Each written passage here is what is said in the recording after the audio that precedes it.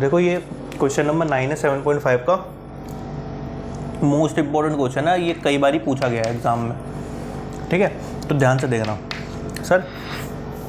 सबसे पहले तो इसको ये देखो कि ना ये कुछ बन रही है, तो इसमें क्या है कि सर इसमें ना पहले नीचे आपको फैक्टर्स बनाने पड़ेंगे। ठीक है, तो नीचे सबसे पहले फैक्टर्स बनाओ। अब नीचे फैक्टर कैसे बनेंगे वो चीज़ देखनी है sir. x³ minus x² minus x plus 1 है। ठीक है, इसमें से मैं क्या कॉमन निकालूँ, इसमें से x² अगर कॉमन निकाल लूँ मैं तो मेरे पास क्या बचेगा x माइनस 1, और इसमें से मैं -1 कॉमन निकाल लूँ तो मेरे पास क्या बचेगा बताओ x माइनस 1। ठीक है, तो मेरे पास x² माइनस 1 और x माइनस 1 आ गया। ठीक है, इतनी बात समझ रहे हो। ठीक है, अगर मैं इसको थोड़ा और सिंपलीफाई करूँ तो मैं इसको थोड़ा सा और सिंपलीफाई करूँगा तो मेरे पास क्या आएगा sir, x minus 1 x plus 1 और x माइनस 1। ठीक है, अब बहुत से बच्चों को ये बात समझ में नहीं आई होगी ये हुआ कैसे। भाई आपने ये वाला फॉर्मूला पढ़ा है, a² minus b² equals to a plus B और a माइनस बी, ये वाला फॉर्मूला पढ़ा है ना। ठीक है, तो यही वाला फॉर्मूला है, देखो सेम, ये x² माइनस 1 का स्क्वायर लिख सकता हूँ ना मैं इसको, तो वही तो है, तो मैंने इसको ये लिख दिया। ठीक है, और इसके थ्रू मैं क्या लिख सकता हूँ इसको सर, x प्लस 1 और x माइनस 1 का होल स्क्वायर। अगर आपको ये चीज़ करनी आ गई तो आपके लिए पार्शियल फ्रैक्शन ना बहुत आसान है। ठीक है, तो अब मेरे को वो चीज़ पता लगी तो मैं इसके अंदर लगा दूँ, तो सर मेरे पास क्या आएगा 3x प्लस 5 अपॉन में क्या लिख सकता हूँ मैं x प्लस 1 और x माइनस 1 का होल स्क्वायर dx। ठीक है, तो यहाँ तक आपको बात समझ में आई होगी। अब देखो, अब ये टेबल के अकॉर्डिंग तो मैं इसके अंदर क्या लगा सकता हूँ, तो मैं इसको ऐसे लगाऊंगा, ध्यान से देखना सर। मैं इसको ऐसे लिख लूँ 3x प्लस 5, क्योंकि पार्शियल फ्रैक्शन मुझे करना पड़ेगा इसका, तभी मेरे पास काम बनेगा। तो मैं इसको ऐसे लिखूँगा sir, a upon x plus 1 plus b upon x minus 1 plus c upon x minus 1 का होल स्क्वायर। समझ में आया। ठीक है, अब देखो ध्यान से, अब मैं क्या करूँगा सर, इसका एलसीएम लूँगा, तो 3x प्लस 5 अपॉन में x प्लस 1 और x माइनस 1 का whole square is equals to, अब आप इसका एलसीएम लोगे तो क्या आएगा sir, a into x minus 1 का होल स्क्वायर। ठीक है, प्लस b इंटू, ठीक है, x प्लस 1 और x minus 1 plus c x plus 1 और इसका x प्लस 1 और x माइनस 1 का होल स्क्वायर। ठीक है ना भाई, एलसीएम लेना तो आता होगा ना, है ना, कुछ भी नहीं करा सर। x प्लस 1 है और इसकी मल्टीप्लाई इसके साथ होगी तो इसका पूरा का स्क्वायर इसके मल्टीप्लाई हो जाएगी। ठीक है, ये इसके नीचे 1 है, इसके नीचे 2 बनेंगे, ये तो 1 के ऊपर मुझे मल्टीप्लाई करनी पड़ेगी ये लाने के लिए वापसी, है ना, और इसकी मल्टीप्लाई इसके साथ होगी x प्लस 1 की सिर्फ, क्योंकि x माइनस 1 का होल स्क्वायर तो नीचे है ही। ठीक है, ये अब एलसीएम आपको आना चाहिए, ये बेसिक है बहुत। ठीक है, ये ऐसे हो गया। अब मेरे पास रिक्वायर्ड इक्वेशन क्या बनेगी sir, 3x plus 5 equals to a x minus 1 का whole square plus b x plus 1 x minus 1 plus c x plus 1। ठीक है, ये आपके पास फाइनल इक्वेशन आ गई। ठीक है, अब देखो, अब आपको क्या करना है, वही वाला काम, इसके वो ढूंढने फैक्टर्स है ना। ठीक है, या तो एक चीज़ कर सकते हो आप सर, इसको मल्टीप्लाई कर लो फिर कंपेयरिंग कोफिशिएंट से कर लो, जैसे कि मैंने पिछली वीडियो में भी बताया।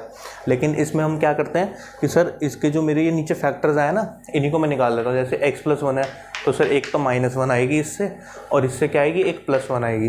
ठीक है, +1 आएगी, और मुझे 3 वैल्यूज़ निकालनी है, तो मेरे को नंबर ऑफ जीरोज़ मेरे पास 3 होने चाहिए ना, क्योंकि इक्वेशन भी मेरे पास 3 की है। तो यानी सर इसके बीच की वैल्यू भी ले लूँगा मैं, एक 0 -1 और 1 के बीच की। ठीक है, अब इसको करते हैं सॉल्व। ठीक है, तो व्हेन x इक्वल्स टू -1, जब x की वैल्यू -1 होगी तो इस इक्वेशन के अकॉर्डिंग क्या होगा सर, -1 मैं इसमें पुट करूँगा तो क्या आएगा मेरे पास -3 है ना, और +5, -3 + 5 कितना होता है सर 2 = 2।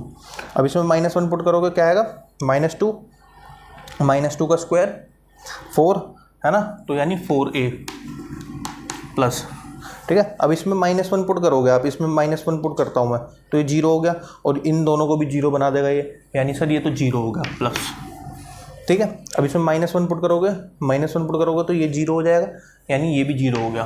तो सर a की वैल्यू क्या आ गई 1/2, कोई शक, ठीक है। अब देखो व्हेन x = 1, अब जब x की वैल्यू 1 है तब क्या होगा सर, इसके अंदर x की वैल्यू 1 पुट करोगे तो 8 आ गया =, इसके अंदर x की वैल्यू 1 पुट करोगे a पूरा 0 हो गया, यानी 0 प्लस, अब इसमें x की जगह 1 पुट करोगे क्या आएगा, और इधर x की जगह 1 पुट करोगे क्या आएगा सर, इधर 1 पुट करोगे ये 0 हो गया, ये पूरा ही टर्म 0 हो जाएगी, 0 प्लस, इधर 1 पुट करोगे तो क्या आएगा 2c, ठीक है। तो 8 = 2c, यानी c की वैल्यू क्या आ गई आपके पास 4 आ गई, ठीक है। अब व्हेन x = 0, जब x की वैल्यू 0 होगी फिर क्या होगा, ठीक है। तो x की वैल्यू 0 पुट करोगे सर, इधर 5 आ गया, ध्यान से देखो 5 = 2, ठीक है। अब इधर x की वैल्यू 0 पुट करोगे तो क्या आएगा सर a आ जाएगा, क्योंकि -1 का स्क्वायर 1 होता है, ठीक है। अब इधर 0 पुट करोगे तो क्या आएगा सर आपके पास माइनस का b, है ना भाई, इधर 0 इधर 0, -1 और +1 और इंटू b, -b तो होगा। अब इधर क्या करोगे 0 पुट करोगे तो क्या जाएगा +c, ठीक है। अब इधर वैल्यूज पुट कर दो, ठीक है। किसकी पता सर आपको, a की पता 1/2, ठीक है, b की नहीं पता है ना, और c की पता है +4, ठीक है, = 5, ठीक है। अब इसको सॉल्व कर दो रैंडमली, ठीक है। b को उठा के लेके जा रहा हूँ, 4 को इधर ले आता हूँ, तो b = 5 को इधर लेके जाऊँगा तो क्या आएगा सर 1/2 + 4 - 5, यानी b = 1/2 - 1, यानी b की वैल्यू क्या आ गई -1/2। तो आपके पास b की भी आ गई, c की भी आ गई और a की भी आ गई, ठीक है ना। अभी आप फिलहाल यहाँ तक नोट करो, फिर मैं आगे बताता हूँ आपको। अब देखो आपके पास ना a वैल्यू आ गई, b आ गई और c आ गई, ठीक है। तो मैं इसके अंदर अगर पुट करूँगा तो मेरे पास क्या आएगा सर, मुझे इसका इंटीग्रेशन फाइंड करना था ना,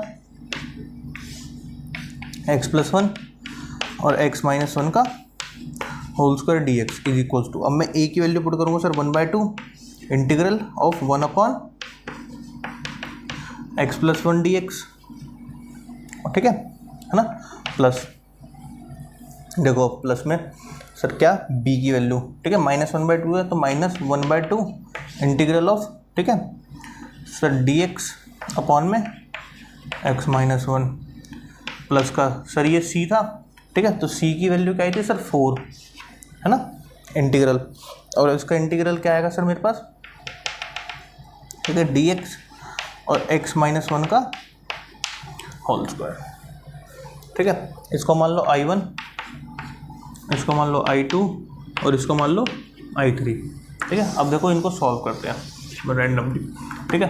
तो I1 को सॉल्व कर रहा हूँ मैं, I1 क्या है मेरे पास सर, ये 1/x + 1 का इंटीग्रेशन, तो भाई ये तो सबको पता है क्या आएगा इसका log x + 1 + c1, all good, ठीक है, समझ में आ रहा है ना। अब देखो सर मैं I2 का करूँगा इंटीग्रेशन, तो I2 का क्या आएगा, ये भी सेम आएगा, ठीक है। तो I2 का इंटीग्रेशन क्या आएगा sir, log x - 1 + c2 I2, ठीक है ना।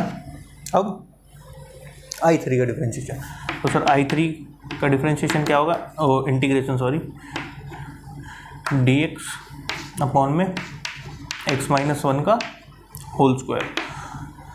अब देखो अब इसको कैसे करेंगे, ठीक है। इसको करने का बहुत सरल तरीका है कि सर x - 1 को तो t ले लो पहले, ठीक है। हमने जैसे ही x - 1 को t लिया तो आपके पास क्या हो जाएगा सर, dx = dt आ जाएगा। जब डिफरेंशिएट बोथ साइड करोगे फिर dx को उठा के इधर ले आओगे, ठीक है। तो मैं इसको मतलब समहाउ ये लिख सकता हूँ कि sir dt upon T square integration, ठीक है। अब मैं इसको ऊपर ले जाऊँ तो मेरे पास कुछ ये इस तरीके से दिखेगा, है ना। अरे भाई याद करो 7.1 यार, भूल गए सब, ठीक है।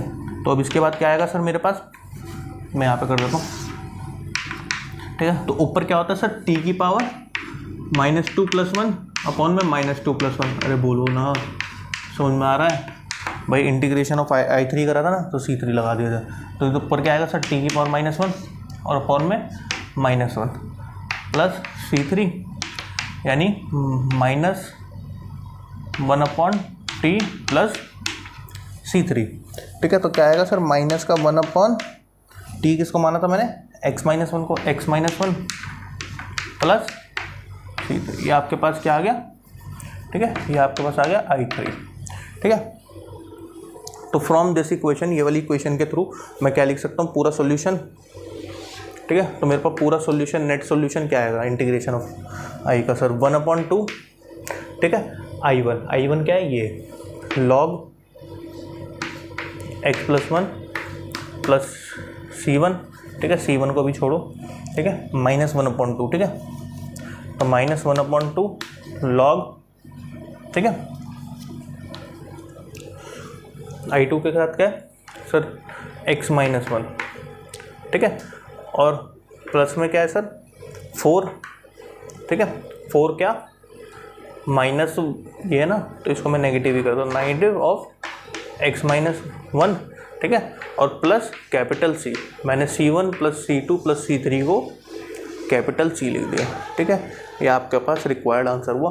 बहुत ज़्यादा इंपॉर्टेंट क्वेश्चन, बहुत ज़्यादा इंपॉर्टेंट, ठीक है। ये हर साल लगभग इससे रिलेटेड क्वेश्चन पूछा ही जाता है, ठीक है। तो इसको नोट करो प्यार से।